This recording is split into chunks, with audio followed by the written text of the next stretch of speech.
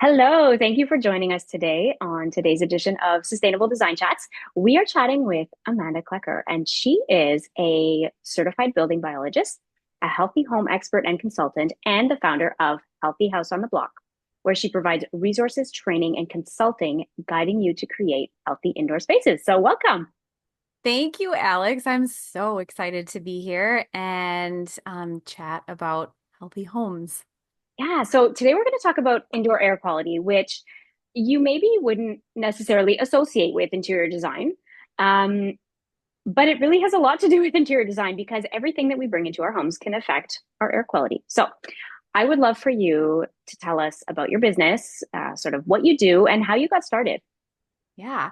Well, I've always had a love of homes. I mean, even like as a little girl, when we would move, I loved the part of like walking through a house and exploring it and really like getting to know the bones. And I've always been interested in kind of real estate, but never really had the itch to be like an agent or anything like that. I've also always had this love of health and wellness, more on a holistic side. So the way I grew up was, we always tended to be a little bit more natural, before we would try to find maybe something more conventional, to heal our bodies or whatnot. And always kind of worked on preventing illness rather than treating it. And so really that is like the beauty of these two interests just collide in creating a healthy home environment. The big catalyst for me was when I was in my early 20s. Our home was on a well. The well was contaminated by a large company that was improperly dumping a lot of their Mhm. byproducts. And I think seeing that and realizing that the products they were dumping were also on cookware and different products we bring into our home was very eye-opening to me to realize not everything is as it seems. I always went into the store never thinking about health, wellness, if it was safe. And then all of a sudden, this lens kind of went over everything I saw was like, this could be very toxic. I should be researching this. And then as I looked into it more, your eyes are opened and it's a snowball effect. Um, I got really interested in water quality because of this. And that kind of led me down the journey of really looking at people's homes, doing home inspections. I'm in people's homes a lot, and I saw a need for people to really pay attention to the health of their home. Most people have no idea that the things in their homes can be causing such issues. And so that's kind of in a nutshell, and then like you have kids and that just like adds fuel to the fire because all of a sudden you're like worried about them. But I think really what I saw was a need to educate people, help people, even like help people who maybe aren't even familiar with owning a home, just even how to care for it in a way that's healthier, because we're never taught those things. Yeah, I totally agree. And I think what Amanda covers, which she has on her website and on her Instagram, is really everything about a healthy home. So today we're focusing on air quality, but really go check her out because she has all kinds of really great resources and information.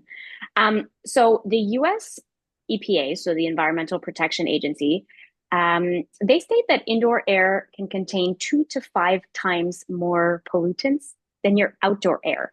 So, which is really scary. But how come indoor air is worse than outdoor air? And we spend 90% of our time indoors. So, what would you say are the main culprits of indoor air pollution, and what type of health issues can this cause? Yeah, so I think the biggest thing to remember is that, all those pollutants that are outdoors, those are all actually coming indoors, but they have nowhere to escape. And so Mm, when we think about our indoor air, it's so many things, and that becomes the big problem. So, first and foremost, outdoor pollutants are coming inside, getting trapped. A lot of it is our building materials and our furniture, mm, which can off gas, VOCs, formaldehyde for the life that these things are in our homes. mm. It does, a lot of times we think about a new build, that's obviously going to have the most VOCs. It can gradually diminish, but it will always be there. And if you have a very energy efficient home, that's a really big problem because we're not letting those escape. We're not bringing in fresh air to kind of like dilute and filter the air. Another big pollutant is the dust and dirt that we bring into our homes. Dust can come from, your shoes coming from outside. We're bringing in pesticides, bacteria. You think about like where you walked during the day and you're tracking it into your home. It Like could be public bathrooms. right. And I know like people are like, oh, gross, like bacteria. Yes, gross bacteria. However, what did they use to clean those bathrooms? You're bringing that into your home too. So that's chemicals. Um, Pesticides is actually the big one, but with dust, they have found that they tested a sampling of dust, like in different homes. 100% of the samples contained phthalates, and that's a toxin that impacts our endocrine system, so our hormones. Um, and if you think about your dust, I know this is very, very gross to think about. We actually ingest dust. We're breathing it in, but we're also ingesting it. And if you have kids, I promise you they're ingesting more than you are because they're playing on the floor. They don't have great hand to mouth habits. They're just in an environment where they're coming in contact with this more frequently. So dust is a huge one. And then there's other things when we start to think about kind of like these more like the more things that you might test for. Radon. If you live in an area that has higher levels of radon, that is a pollutant indoors that is very unsafe, and we can't see it, taste it, smell it. We don't know it's there unless we're testing. So that's another big one. But a lot of it comes from the textiles too that we bring into our homes. When we're talking about designing a home or, remodeling and we're getting like new textiles, right, to go with our remodel, that's another big source because textiles will oftentimes contribute to our dust. All of the tiny little particles that might come off of like a chair or curtains or pillows. Carpeting is a big one. It's all these things combined. It's not necessarily, like one source. It just kind of it accumulates to this really big issue inside our homes. And most of the problem is we do not remove the toxins physically, right, with air purifiers or vacuuming or dusting. And then we're bringing in things that are contributing to the indoor air quality negatively. And some of these toxins, like VOCs, some of them they're finding are impacting like things like your nervous system. Um, it can cause, a lot of hormone disruption is kind of the big one, and that's a big focus. But then that trickles down to even other issues, increased risk of certain types of cancer, metabolic disorders, thyroid dysfunction, reproduction, issues with the reproductive system, in both men and women. And so it's like a trickle down effect, unfortunately, when we see these toxins, because our whole body is becoming overloaded. The other big one is the immune system. We're seeing a lot of immune system suppression or systemic issues where, we're seeing autoimmune diseases. And it's not that it's just this one thing causing it. It's like we just keep burdening and burdening and adding. That's a lot of stuff. It That's a is. lot to I take know. in. That's a lot to take in. So, as a sustainable interior designer and also an advocate for healthy homes, I know a lot about, the VOCs and the phthalates and the PFAS chemicals and these things that we're bringing into our home. But I didn't realize that 100% of your dust contains phthalates. So, Yeah. and the we don't see it. And like you said, like even with radon, we don't these chemicals, we're not seeing them, we're not smelling them. But they end up in our homes and they end up in our bodies, and then we end up with these health issues. And not all these health issues are going to be caused by the dust in your home, but a lot of them might be, which is really scary. So then, how do we? I don't know. How do we look for healthy materials and furnishings and textiles for our home then, if there's all these sort of chemicals and bad things out there? Yeah. And I think it's important to probably like say our bodies actually do detox quite a bit. The problem comes in when our bodies get so overloaded, or we're all different. Some of us are more sensitive than other people, or we've had something that has really burdened our bodies. So now we really need to pay attention to these things. And I think, I'm not a saying let's just like get all new furniture, like replace everything in our homes. There are things that we can do before we get to that point. And so when we start bringing new things in, I think the biggest thing you can do is do a little bit of research or have someone help you do the research.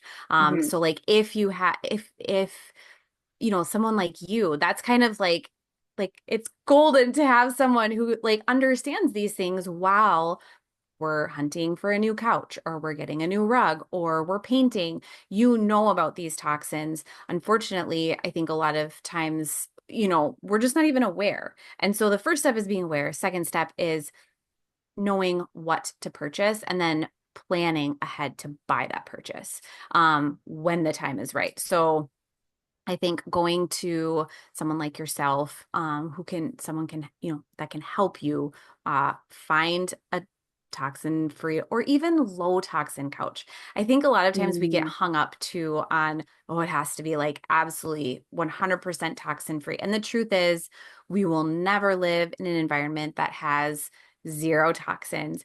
But any way we can minimize it, we're already setting ourselves up for success. We're already Mhm. doing better than we were. We're already fixing our home so that it's a healthier place than it was before, or even compared to other people's homes. So I think even finding, because a lot of it too is budgeting. So if you Mm. want to find completely toxin free, generally that's going to be more expensive. And the reason isn't necessarily that it doesn't have toxins. The reason is because they're using very high quality materials in their product or in their ingredients or whatever it is. And so that is what tends to be more expensive. So you have to kind of flip your mindset a little bit to realize this and know that you're buying something that will last for a very long time, likely.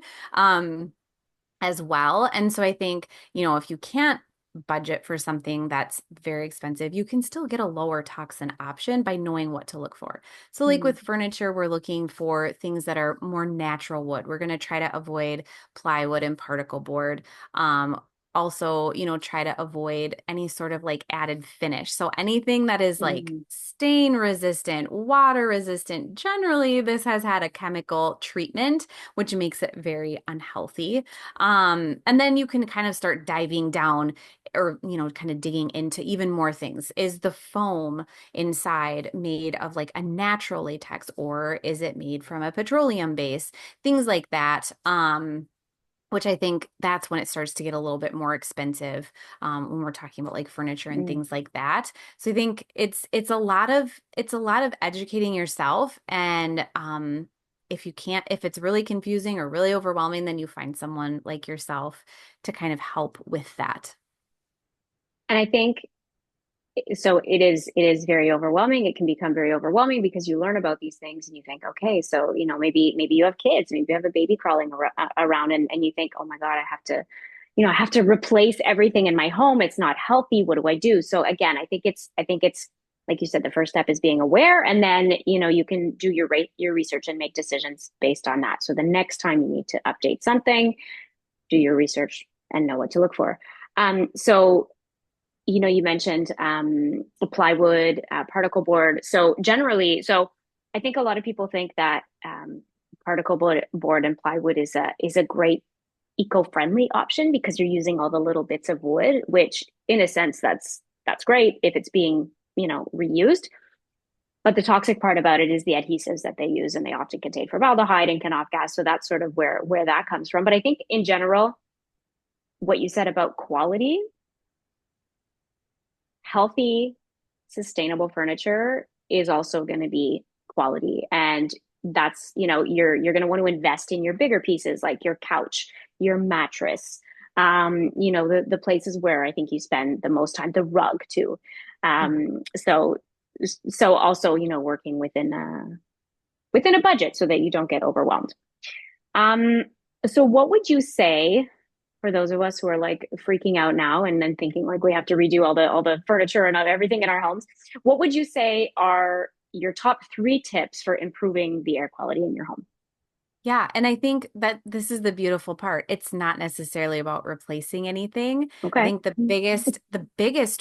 biggest things you can do are actually free. It's all about your habits and investing a little bit of your time. First and foremost is getting rid of dust anywhere you can. That's a huge source of toxins in your home. Um, and a lot of times it's more than just like vacuuming, unfortunately. I mean, dust can just live all places, right? If you have kids, I highly recommend like getting everyone on board and making it like, I don't know, an activity or something, but getting rid of dust. So that means, doing like a deep clean every so often, vacuuming with a HEPA filter that will catch the most particulate matter. And it will also kind of get rid of any of those fibers from like carpets that can end up in your dust. And, making sure like your vents are clean too. And so when we start talking about dust, then we talk about if you have a furnace, a forced air furnace, changing your furnace filter very regularly and have a really high quality filter. So this can get a little confusing sometimes. A lot of people think the higher the MERV rating, which is how tightly it's woven, so it will block more. The higher the MERV rating, it stops more, so it's better. However, a lot of HVAC professionals will say, no, that will ruin your system. And yes, if you don't maintain it, if you don't replace that filter, your system's going to work really, really hard. So if you're going to get a high MERV rating, which I recommend, not necessarily the highest, but on the high end, so like MERV 10 to 12, you have to be replacing that filter very diligently. Otherwise, you're hurting your system. But you can get filters also that have active carbon in them. The active carbon will pull out VOCs that are in the vapor. So if you have VOCs that are like if your home is really, really dry, VOCs aren't going to be in the vapor. So you won't pull as many out. But a lot of us have pretty humid homes. And so that will help pull some VOCs out of your air. And so removing dust. Second would be, I think, investing in an air purifier. And Mm. if you have to start anywhere, get one for your bedroom. That's where we're spending the most amount of time. Um, and so I think that's another way where we're removing particulate matter and VOCs. A lot of high quality air purifiers also use that active carbon. And so it will pull out a lot more toxins than you realize. It'll pull mold spores out of the air because those are usually pretty big. If you have mold, and we all do because it comes in from outside too. And so that's number two. And then if I were to pick one other thing, I mean, I always love focusing on the bedroom because we're spending so much time in there. And so I would say if budget is an issue, pillow, get a toxin-free pillow. And if budget is like you have some extra budget to spend, mattress. Mm. But I think because we're spending so much time on these items, right? And they're by our face, they're touching our skin. We could make a really healthy choice and really improve our space with those. So, can you tell us just quickly what is a healthy pillow? What is in a healthy pillow? Yeah. So, and the beautiful thing is there's so many options. You could get a 100% organic cotton pillow, depending on what kind of pillow you like. I personally tend to like the pillows that are made of like a GOTS or a GOLS certified latex. So the Global Organic Latex Standard.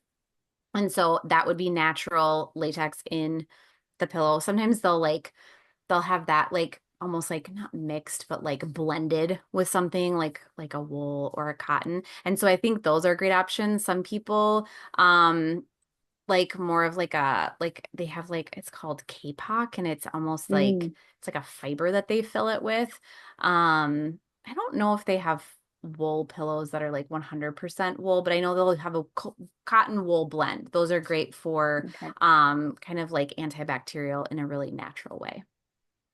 Kapok, what I like about that is that it doesn't need any additional water to grow kapok. You don't need pesticides. You don't need, whereas cotton, if you're looking at just regular cotton, you need a lot more water. They Yeah. use pesticides. It harms the farmers as well as, everything around them. So if you're looking at cotton, you always want to go with the GOTS certified organic. But if you're looking at the kapok option, it's already very eco-friendly and low tox, which is nice. Yeah, Um, I didn't know that about the plant. That's very cool. yeah, And it explains why it's a great like toxin-free option because it's yeah. just kind of more naturally It's like it naturally, toxin-free. yeah, naturally Hmm. it grows naturally and doesn't require anything additional to be added to it for it to Yeah. grow. So Yeah. definitely a good option. Okay, so you are hosting something coming up. I think it's a challenge. Do you want to tell us about that? Yes. Yeah, I'm really excited.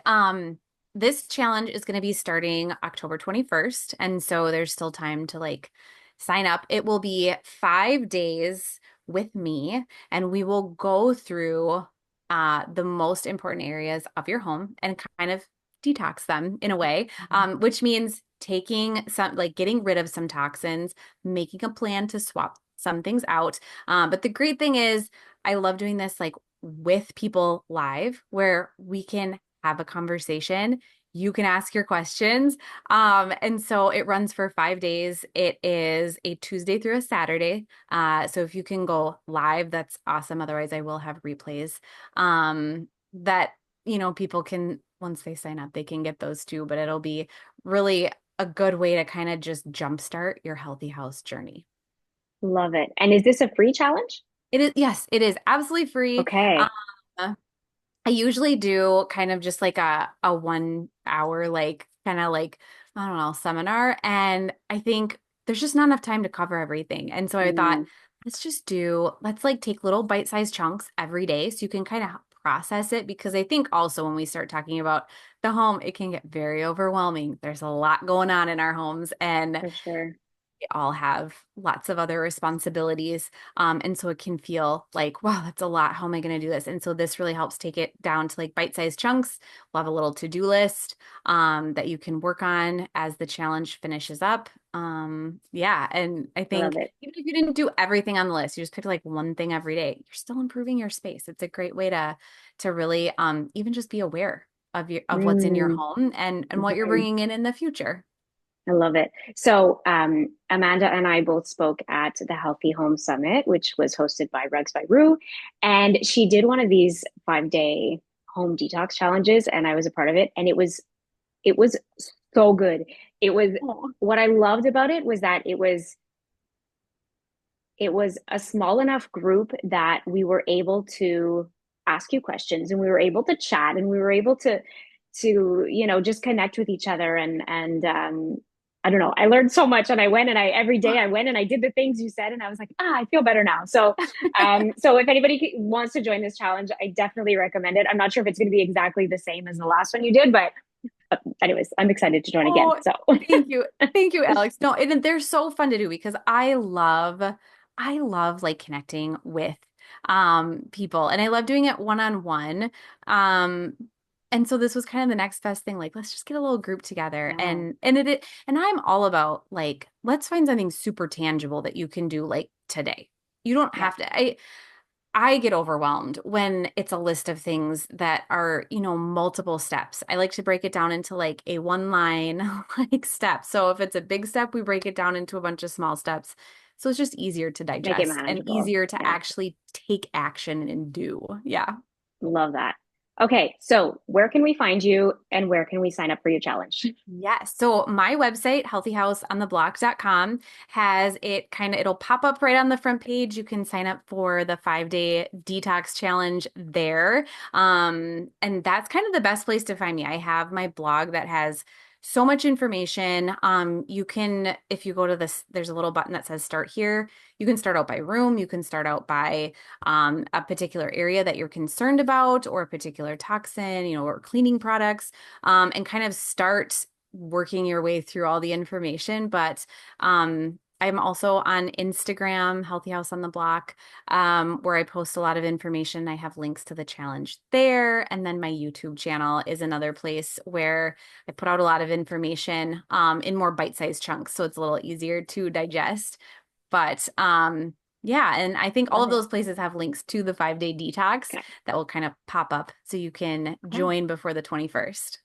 Amazing. And I just want to say that on Amanda's website, again, it's healthyhouseontheblock.com. We'll add it all in the show notes below, but she has tons of resources, like tons of resources on her website. You can go, like, there's a whole bunch of free downloads, free PDFs, free guides, trainings, all kinds of things. So definitely go check her out.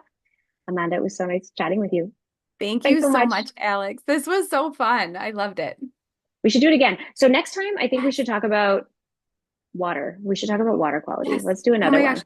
I just had water like in my head. I was like, oh, I wonder if she'll say water. Yes, I think that Mm, would be really fun. It's yeah, a big part that's missed in healthy homes. We get so focused on all these other things that kind of falls by the wayside, but wow, you can make a huge impact in your home. For sure. Okay, so if you love it and you want us to talk about water, let us know in the comments below and we'll set that up for you.